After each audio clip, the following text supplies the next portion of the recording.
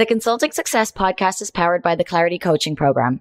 If you'd like to work directly with the Consulting Success team and receive personal coaching and support to optimize and grow your consulting business, marketing, and revenue, visit consultingsuccess.com to find out more and apply. Welcome to the Consulting Success Podcast. I'm your host, Michael Zapersky. In this podcast, we'll dive deep into the world of elite consultants, where you'll learn the strategies, tactics, and mindset to grow a highly profitable and successful consulting business. Hey everyone, it's Michael Zapersky here, and today I'm with Adam Posner. Adam, welcome. Hi, Michael. Great to have you and be on with you. Last time I saw you, I was in Australia for a little bit with my family and had the chance to sit down with you as well as other consultants and entrepreneurs and enjoy a drink together. So I'm glad that we now have you on the podcast and excited to dive in. Yeah, it was great to meet you in the flesh. And having the opportunity to chat with you is terrific. Thanks. All right. So big brands go to you when they want to implement customer loyalty and rewards programs. Marketers all around the place praise you for your research. And we'll talk more about what that actually is going forward, because I think that's a big part of what you do. You're really known as the loyalty guy. You've been a subject matter expert in this area for well over a decade now. Take us back to your original kind of education and how you got started, Adam. Like, just how did you end up and what were you doing before becoming known as an expert in customer loyalty?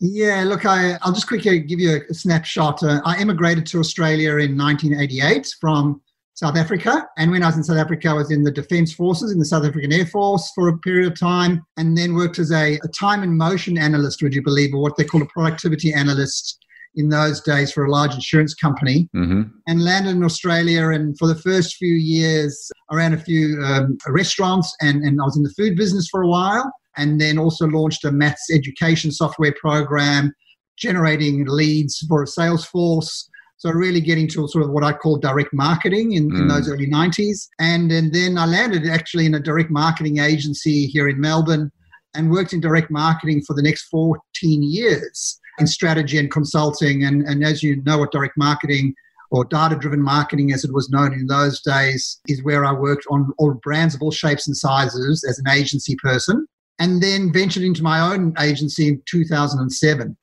to which I've had since then. So I'm now into my 14th year.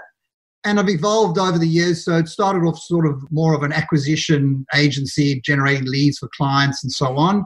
But then I just landed into loyalty programs and was fascinated because they were so data-driven. It's all about the data, really, that I researched 113. I walked the streets and joined 113 different programs and wrote a little book in 2013, I think it was, or 11, I can't exactly remember, on loyalty programs. And all of a sudden, I realized how much I loved the space and then niched right into that spot, customer loyalty and loyalty programs. I think there's a big obsession, at least most people seem to be very focused on this idea of client and customer acquisition, right? It's the marketing, it's the generating of leads, it's the lifeblood of a business. And certainly at the early stages of business, that's critical, because if you don't have a client, then you can't worry about retaining a client because the client needs to exist first. But I think for any consultant who has a pipeline, who has clients they're working with, many times the focus is still on new clients, new blood, right? Acquisition. Just share a little bit about, your perspective on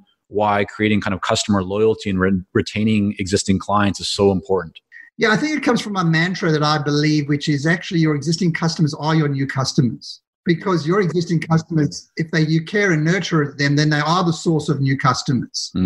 So look, there, you're right about this obsession with new, and the world is about acquiring new. Everything's new, whatever it is in the world we're about. But I believe if we care and nurture our existing customers so much, they will tell others, and we all know that, but they do. And especially look at your business, how people tell others and how they refer them on. And that's your new business. I understand there's a need for a pipeline and acquiring new, and I never will deny that. But my belief and mantra and why I wake up every day is to increase the care and the currency of existing customers. So let's talk a little bit more about how people can do that, Adam, because I think to the marketplace and maybe consultants in general, most people think about customer loyalty as something that big businesses do, big brands do, but it's not for the little man or woman shop. It's really for larger, more established organizations. So to the either independent consultant or the consultant with 5, 10, maybe 20 employees who's listening to this right now and is thinking, okay, yeah, we don't really have a customer loyalty program. We're not really doing anything to nurture our existing clients and, keep them as longer term clients. There's no active program around that. What would you suggest? What are some ideas and principles and best practices that even the independent or small consulting firm could implement? Yeah, it's a really good question. And I don't think, in my view, it doesn't matter the size of the business. It starts with the mindset. Okay, take us through that. It starts with a belief, number one, in what loyalty actually is in your context or in the consultant's context. So with our clients, big and small, and yes, I do work with larger corporates, but also smallish businesses. It starts with that. I always trying to get a sense of, do they actually believe in the asset of their existing customers? Once I understand their belief, so that's the first point is, really believing. And then we talk about defining, well, what does loyalty actually mean? And we've studied that from a consumer point of view in our research study. So I understand what consumers think loyalty is to a brand or business in general sense. And now with our clients, we get trying to understand them. If I asked you, Michael, or your partner or anyone, what does loyalty mean to you in your business? When you got clarity of what loyalty means, then you know how to generate it. So is it transactional? Do you think loyalty is people spending a lot of money and spending it more often? That's a transactional loyalty piece. And then the other side is what I call the emotional, the belief loyalty. That's where it's that referral, that recommendation, and that trust. So actually loyalty is the intersection of behavior and belief. Yeah. So Adam, then to someone who's listening and going, okay, well, I want both of those, right? I want the transactional, I want more business, and I want to increase lifetime value of all of my clients. I want them to stay around longer, to, continue building together, because that's of benefit to them as they get more value and a benefit to the business. But I also want them to refer new business to us. So that emotional side, what are some maybe tactical or strategic, what are things that they could actually implement on to make that a reality once they've identified that they actually want both of those? Yeah, and they all want, and that's absolutely right, they do want both of those. Can you have both? Well, at certain times you can, and not every customer will you have both. I mean, sure. That's a really good question, the insight that you uncovered there, because you're aiming for what you call true loyalty. So if you think of it as a grid, on the left-hand side, you've got the belief loyalty on the x-axis. On the y-axis, you've got belief. On the x-axis, you've got behavior. In the top right-hand corner is that intersection of true loyalty, what I would call the clan, the people who absolutely love you. So right. Yes, they love your business, and they also buy everything that you offer. The ideal client, not everyone's going to be in that space. So really, you're trying to first understand where your customer base sits. Yeah. From your product set and what they're actually buying and how they're transacting. Are they buying your full complement, and are they staying? So trying to measure, you've got to get some measures in place. Are they buying everything that you offer at its capacity? And not every client is, but who is? And then of those clients, who's actually referring you, who's loving you, who's posting? In your case, I always look at what you do, who's engaging in your content, who's passing it on or saying thank you or giving you all the testimonials. You're getting to see who's your believers, but are they also buying everything? And both of those are the elements of loyalty. Okay, so let's take that as an example. I have identified someone who consistently interacts and engages in our content. They're sharing it. They're saying how great it is. What do I do with that?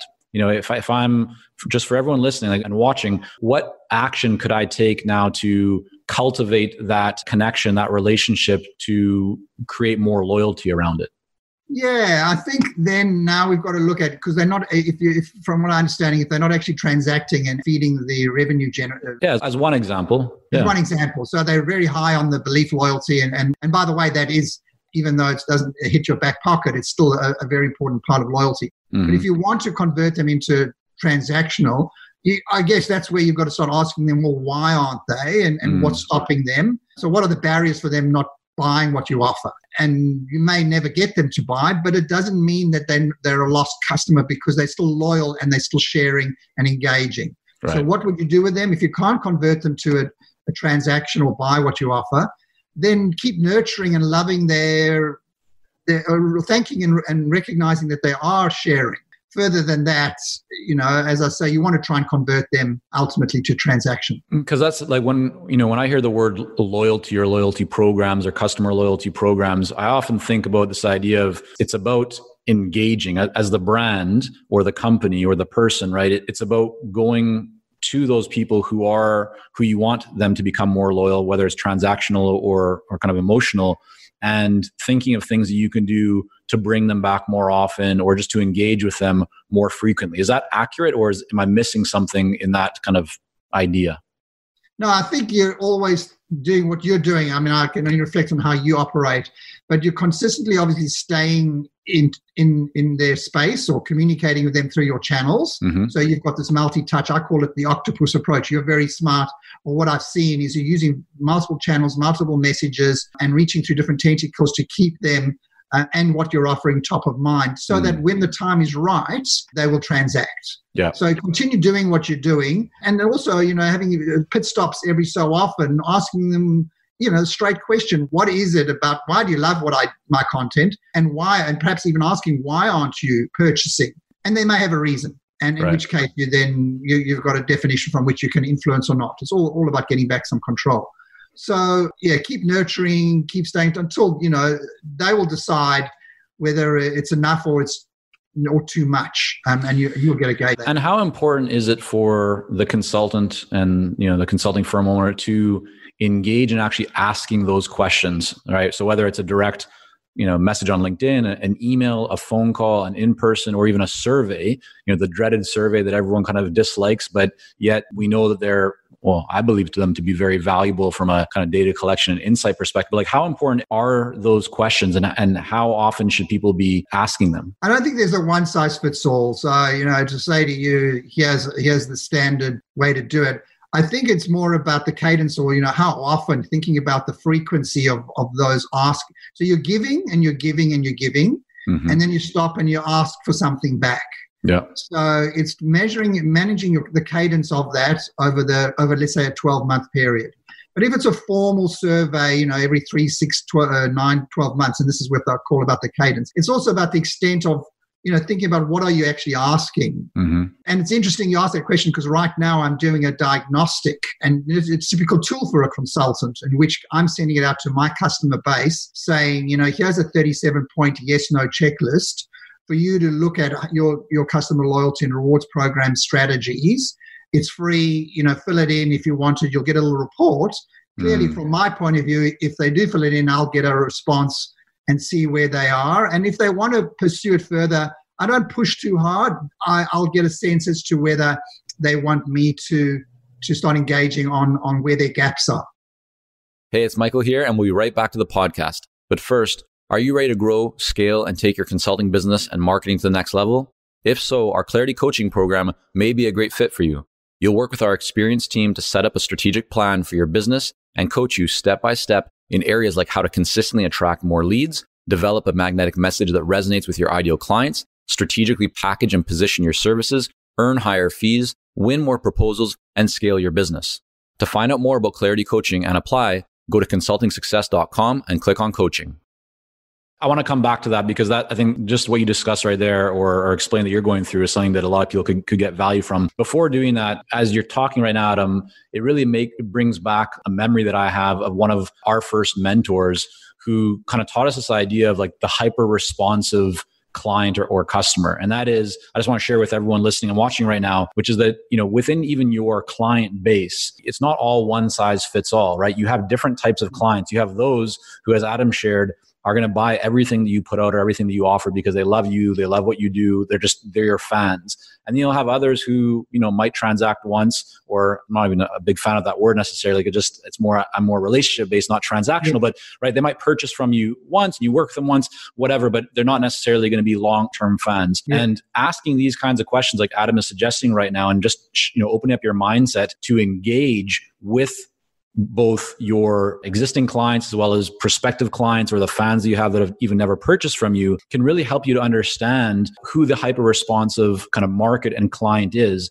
And when you understand that, then you have a new kind of client profile that you can use in your messaging and your marketing. And so now you may have thought, oh yeah, I'm targeting telecommunications companies, helping them with, this kind of technology implementation. But you might actually find that it's a very specific type of person or type of company, or different dimensions. So I don't know, Adam, anything to add from your own experience kind of on that topic?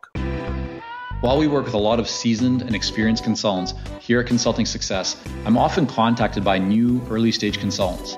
Invariably, the question I'm asked is, what are the steps I should take to become a successful consultant and grow my consulting business to my first 6 figures per year? Well, I'm excited to announce that we've opened the doors for our Momentum program.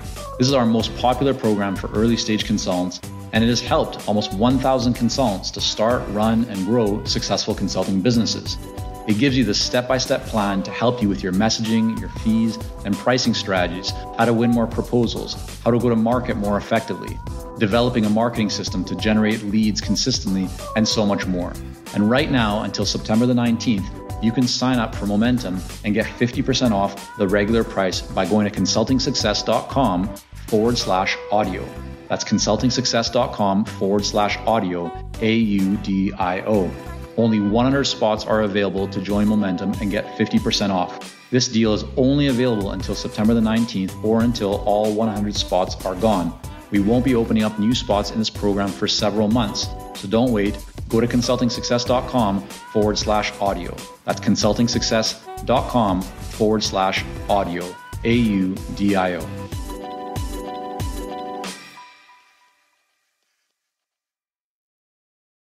Yeah, an interesting insight you mentioned there, which is, the hyper responsive or the certain clients.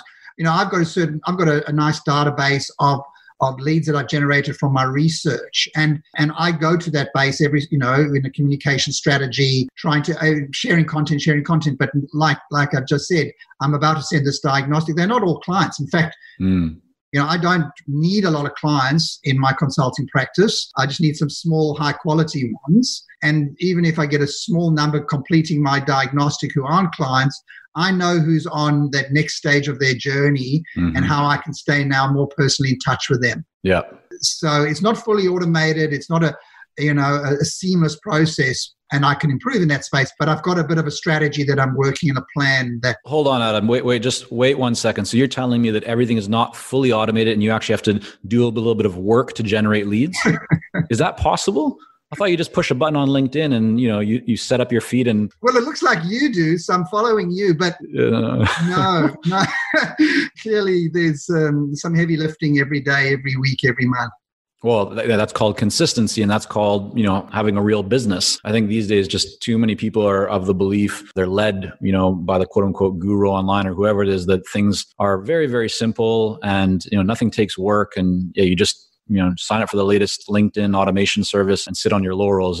It's rarely that easy, right? It does take real work, but when you get you've done the real work, you laid the foundation, then good things can come for many years. So let's talk about your marketing right now, right? You're the loyalty guy, but you've shared one thing that you're doing right now to actually generate leads and opportunities, which is putting us this diagnostic, which obviously does take time for you to develop and think through and be thoughtful about. But then when you put it in front of people, it's for free. You know that there'll be a percentage, even a small percentage, who will fill it in. They'll send it back to you because they want to access you essentially for free. They want to get your feedback on it, but that obviously shows that they have an intention to maybe, take things to the next level. They've kind of qualified themselves a little bit, and that will create some opportunities beyond the diagnostic. You talked about these kind of research reports that you put out. Tell us just a little bit more about what does Adam do to generate leads for your business? What's kind of working best for you right now? Well, I've really focused now on what I call my building a trusted authority position in loyalty. I call it TAP, T-A-P, trusted authority position to generate warm leads. And so I've got a process and strategy, and fundamentally it's built off what I call bespoke research. On all roads lead to my research. And I've got 10 studies now that I've published, and I've built a brand around that, and every year I do it. And yes, it is a big investment. And just back to your earlier comment, lots of work, lots of money, time, and effort, but it has a long tail of content, so I can use it for another 12 months. And it really is a point of conversation with clients outside of selling my services. So they're interested in the research and my perspective of the landscape. And so the study, which is called For Love or Money, is my lead magnet, should I say, but also my learning opportunity. So I'm forever learning. And for the people say, oh, you're an expert or whatever. And I actually dislike the word expert because everyone's an expert, but I'm a specialist. I just keep learning. And I never position myself as an expert. It's all about being a specialist. And these studies help me learn, but also provide learnings and insights to the community. So take us through what you do. You've developed this study, right? You conduct your research, you analyze it, you develop your findings as a typical study would be. And then what do you actually do? Because there's plenty of people who maybe have done similar, white papers or studies or even written a book, but they don't really get traction with it. It doesn't really move the needle. What is your process? What do you actually do with these studies every year to make sure that there's a solid return on that investment? Okay. So I publish a study as both a free executive summary and then also a paid version. Okay. What's the difference between the two? The difference is the paid version, they get the full 80-page full study with all the results and all the insights. The executive summary just gives them a little teaser snapshot. And how much is the executive one, the paid one? The paid one is $390 Australian. Okay. But also as part of my lead process on my website, I give an opportunity for me to go to present the research, and I charge for that as well. So that's another opportunity to get in front of brands and businesses through the research without selling my services. But when I'm in the room, I would almost say 8 out of 10 of them turn into clients. And how do you get people to even know about the studies? Like, how are they finding you or having even the opportunity to download the free one? Like, are you doing paid advertising? Are you doing it through speaking? Are you doing it through something else? I'm not as formulaic, but I know I've got fundamentally my LinkedIn channel is where I put in 99% of my efforts. My existing base, which I've built over the years of a few hundred, if not 1,000 or 2 leads that I keep telling every year. And then I don't do any paid. I speak a lot. And so every time I speak, I talk about the research and it gets out there. So really perhaps I could do more, and I've been told I should do more, but it's more about resource and time and effort. So yeah. When you say LinkedIn, you have, 1,000 leads or whatever it is you've kind of cultivated and developed over the years. How are you letting them know about it? Are you just sending them a message on LinkedIn? Are you sending them an email? Is it a group blast that goes to 50 people at a time? What's the process to actually let people know about this? I think all I do is, I write a lot of articles. I try and write an article every fortnight, of which I mention the research. So I post it up on LinkedIn, I email it to my base, and I put it on my blog. So, and then I repost it. So I just use LinkedIn. I actually write an article within LinkedIn. I link in the article from my website, as well as create posts and watch what other people are saying and comment. And, as often as possible when it's relevant, because I don't like to push too hard. When it's relevant, I quote stats from the study when it's relevant. And again, it generates people back to download a free summary. Got it. So you're not sending direct messages or emails to anyone about, the new report? Not really. When I launch this through my base, I do search my the LinkedIn base. Yes, I do actually. Now you've reminded me. Again, not as formally. And I pretty much do it one-on-one. Knowing, I don't go to hundreds of thousands. I go to 10s and 20s and 30s, maybe 100. And what % of your business would you say, Adam, comes from that you could trace back to the study versus speaking versus maybe, something else? Yeah, I've measured that over the last few years, and I'd say 90% of my business is now from my research, as in where it comes. I just got a lead yesterday and I said, how did you hear about me? Well, they said through Google, but I do know through my SEO, not my paid, but of all the years of my posting, I come up quite high. Got it. And they said, and I also found your research. So I often hear this, and I found your research. So, leads come in from that point of view. Yeah. And also I get a lot of referrals now from people as well. Yeah, I mean, we find the same thing with this podcast is that we're not tracing or spending time to figure out, how many people are specifically coming from the podcast, signing up for this or that, and maybe we should. But what we hear all the time is from people coming into our coaching programs or applying is that, I listen to the podcast or I love this episode, so we know that the podcast is creating a positive, return on investment, but we don't necessarily attribute it directly to one specific podcast episode and I think that's just long-term, kind of long tail marketing, right? It's building authority. It's putting stuff out there. Even if you can't draw a direct line and connection between the 1 and 2, that it's influencing and creating a positive result. Yeah, correct. Got it. Okay. So that you're putting that out there. That's a big part of it. You mentioned speaking, and I want to talk about that for a moment because I think you do. How many speaking events do you do annually, would you say? Yeah, some years it's pretty full on. If I look back last year, I might have done one every 2 months, but they're all varied. Some are client specific or bespoke. So a client gives me a brief. I need to come in and present to their audience, or some are more public.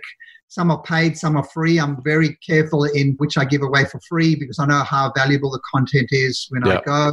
But mostly now I'm actually putting a fee to my speaking. Some are webinars through like associations. And like, for example, in 2020, I'm also pitching out to certain big retail conferences where I really know my audiences are, and I'm happy to go and invest being on stage and getting there without them paying me because I know the audience is really relevant. Fantastic. You've written a book called Give Back to Get Back, 9 Steps to a Profitable Loyalty Program. Talk to us just a little bit about what kind of impact the book has had on your business. Have you noticed, an uptick in leads or opportunities, or would you still say that your research studies have, performed significantly better than the book? The latter. So the book was a business card strategy. Got it. I wrote the book as a business card, not as a book to make money directly from sales of hundreds of thousands of copies. I wrote the book of that little research that I did when I joined 113 programs, and then I developed a little 9 steps, and I packaged it all up into a tiny little book. I even printed 1,000, I think. I've still got some now, and it's 10 years later. But when I went to meetings and I said, hi, and here's my little book, and I left it, it just had a huge impact. It just made such a difference that I was a loyalty person with a book, but it wasn't a book, it's got some great insights and it had some nice feedback, but it's certainly not in itself a generation of funds. Right. Again, the consultant listening to this, Adam, if they were to take away one thing with regards to loyalty and how they could really harness it in their business to see better results, what would be one, or if you'd like, even 2 things that you would want to offer to them that you would encourage them to look at and take action on? Yeah. As we started this first conversation, just get very clear on what loyalty means to your business. So in simple terms, the insight I'm giving your audience is it's an intersection of behavior and belief. Define what it means and then look at your customer base and see who's sitting where. So do some analysis. And then the step from there, well, that's really about communicating more formally to build the behaviors and the belief outcomes like we discussed. So one more question, because I don't want to leave people hanging, and I'm also wondering this myself. When you're asking these questions to identify what people really care about, are there some questions that are just like their go-to, their standard, every business should ask, or at least high-level ideas of what those questions should be? Like what are the most kind of powerful questions that let's say a consultant or a consulting firm or professional services firm should definitely be asking their clients or their audience? Wow. That's a good question, and you've got me thinking. I think the questions all start with the what. I always start with what areas are you I'm looking for pain. I'm really looking for what areas in your business, in the context of the consultant's expertise and specialization, what areas in your business do you really feel you need an external point of view? One of the things that consultants that and I'm still learning every day, and is that the difference we make to a business is we're independent of the business. We're that one step removed. So we're asking questions as if we're curious and we just don't know about that business. When clients say to me, oh, do you know this retail category, or do you know the education category? And I say, no, you do. I know loyalty. And so my questions are so basic because I don't know what I don't know. And I guess I'm going on a bit, but my focus or my answer to your question is that curiosity is ask why 5 times. I'm sure you've heard that. Yep. Ask why 5 times. My daughter does even better. She asks why 20 times usually, at least. Learn from your daughter. Yes. That's the tip of the day. Yeah, there we go. So Adam, I want to thank you for coming on and sharing, some of your journey, but really some of these principles, strategies, and kind of mindset expanders with us all here today. I want to make sure people can learn more about you and your work, check out your studies. Where's the best place for them to go? I guess a single point of contact, or perhaps 2 points of contact, are the website, which is The Point of Loyalty. It's all one word, thepointofloyalty.com.au. And I'm on LinkedIn at just Adam Posner. I'm on LinkedIn. And any questions or, there's lots of free resources on my website. But Michael, I just want to give a shout out to you. You are an inspiration. I'm on the axis of belief. I will be behavior into your services soon, but keep doing what you're doing. Thanks so much, Adam. Really appreciate it. Cheers. Thank you for joining us on this episode of the Consulting Success Podcast. For more episodes and to subscribe, rate, and leave a review, head on over to iTunes. And if you'd like to develop consistent lead flow and a highly profitable consulting business, learn more about our coaching programs at consultingsuccess.com.